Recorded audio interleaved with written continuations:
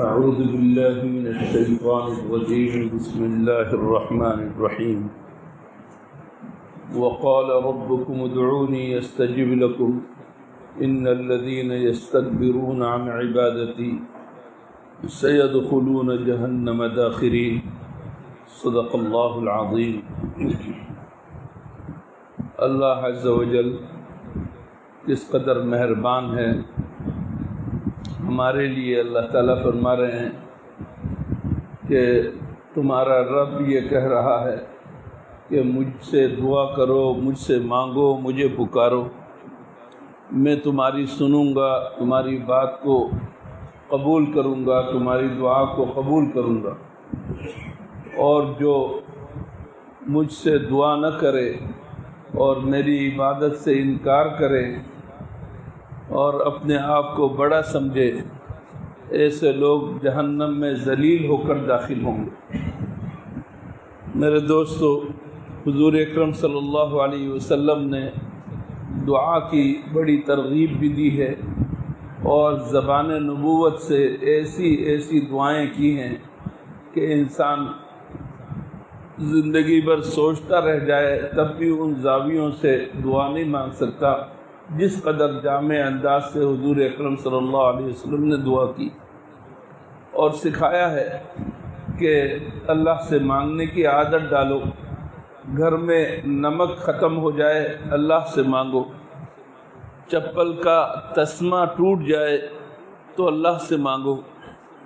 جو اللہ سے مانگتا ہے وہ اللہ کے قریب ہے اور اللہ اس کے قریب ہو جاتا ہے، اور جو اللہ سے نہیں مانگتا وہ اللہ سے دور چلا جاتا ہے، اللہ اس سے ناراض ہوتا ہے۔ میرے دوستو، ہر موقع پر اللہ کی طرف رجوع کرنے کی عادت اگر کوئی ڈالے تو اس کا کوئی کام کبھی رکتا نہیں ہے۔ کوئی بھی مسئلہ پیش آئے، معمولی بات ہو یا بہت بڑا مسئلہ ہو، فوراً ایک سیکنڈ میں اللہ تعالیٰ کی طرف دھیان دیں، توجہ دیں اور اللہ سے کہیں اللہ میری مدد فرما دے، اے اللہ میرا یہ کام کرا دے، جو بھی کام ہو۔ میرے دوستو، دعا کے کچھ آداب ہیں اور دعا کی کچھ شرائط ہیں، ان کو پیش نظر رکھ کر اگر ہم دعا کریں گے تو اللہ جل شانہ ضرور قبول کرے گا۔ دعا کے لیے سب سے پہلی چیز تو یہ کہ آدمی کو یکسو ہونا چاہیے اور پورے یقین کے ساتھ اللہ سے مانگنا چاہیے۔ گو مگو کی کیفیت نہ ہو کہ معلوم نہیں میں مانگ رہا ہوں اللہ قبول کرے گا یا نہیں، ایسا نہیں۔ بس اس جزم کے ساتھ، یقین کے ساتھ کہ اللہ ضرور قبول کرے گا، اس طریقے سے دعا کرنی چاہیے۔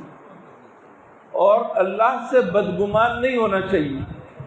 اس طرح نہیں کہنا چاہیے کہ میں تو پتہ نہیں کب سے دعا کر رہا ہوں، میری دعا قبول نہیں ہو رہی، یہ بھی نہیں کہنا چاہیے۔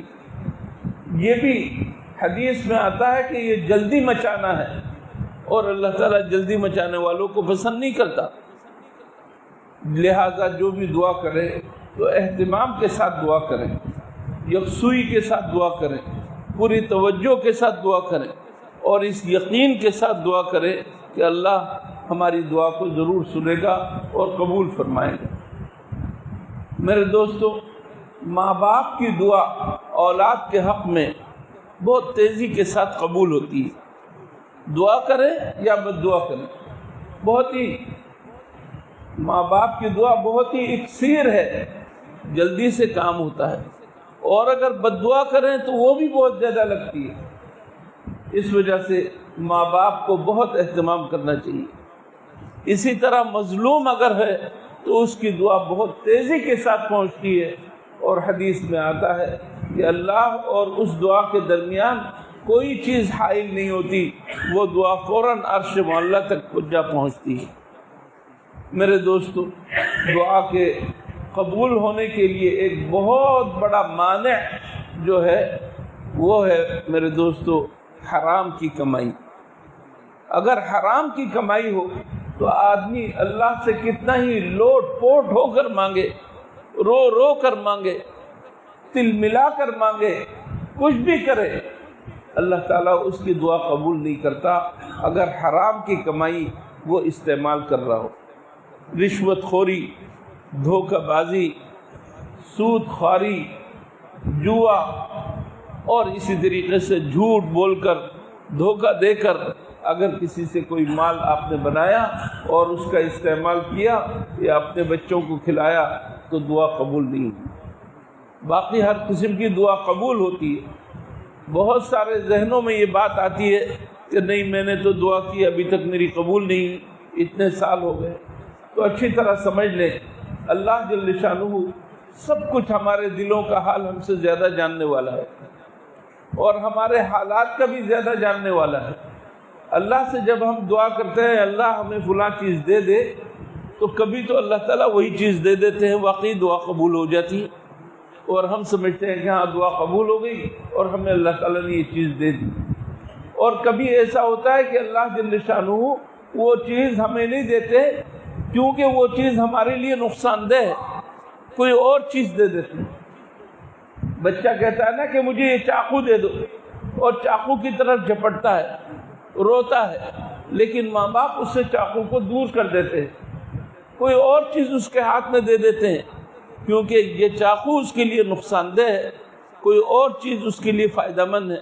اس وجہ سے اللہ تعالیٰ بھی ہمارے لیے کوئی اور چیز دے دیتے ہیں، یا ایسا کر لیتے ہیں کہ اس دعا کو قبول کر کے ذخیرہ بنا دیتے ہیں اس وقت کے لیے جب ہمارے لیے ہماری ضرورت پڑ جائے آخرت میں، اس وقت اللہ جل شانہ اس دعا کو ہمارے سامنے پیش کر دیتے ہیں۔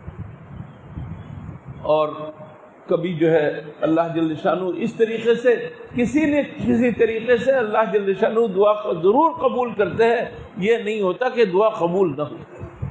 اس وجہ سے کبھی ذہن میں یہ نہیں لانا چاہیے کہ ہماری دعا قبول نہیں ہوتی اور ہم تو گناہ گار ہیں، گناہ گاروں کی اور زیادہ قبول ہوتی ہے۔ اللہ کو بہت پسند ہے گناہ گار اگر اللہ کی طرف رجوع کرے، معافی مانگے اور اللہ سے مانگے تو اللہ تعالیٰ دعا قبول کرتا ہے۔ دعا کو قبولیت کے جو شرائط ہیں ان کو پیش نظر رکھے اور آداب کو پیش نظر رکھ کر دعا زیادہ سے زیادہ مانگنے کی عادت ڈالے۔ حضور اکرم صلی اللہ علیہ وسلم نے فرمایا الدعاء مخ العبادہ، ساری عبادت کا مغز اور روح دعا ہے۔ اور بعض روایات میں آتا ہے الدعاء هو العبادہ، کہ دعا ہی تو عبادت ہے، دعا ہی تو عبادت ہے۔ اس وجہ سے اللہ سے دعا سے پیچھے نہیں رہنا چاہیے۔ ہم دوسروں کے پاس جاتے ہیں کہ دعا کرا دیں، دعا کرا دیں، ٹھیک ہے، نیک لوگوں سے دعا کرانا چاہیے اور دوسروں سے بھی دعا کہلوانا چاہیے، یہ بھی جائز ہے، لیکن خود آپ اللہ جل شانہ سے براہ راست مانگیں کہ اللہ میرا یہ کام کرا دیں، اللہ ضرور کرائے گا۔ اللہ تعالی ہمیں دعا کے آداب کے ساتھ دعا کرنے کی توفیق عطا فرمائے اور عادت بنانے کی توفیق عطا فرمائے۔ وآخر دعوانا الحمدللہ۔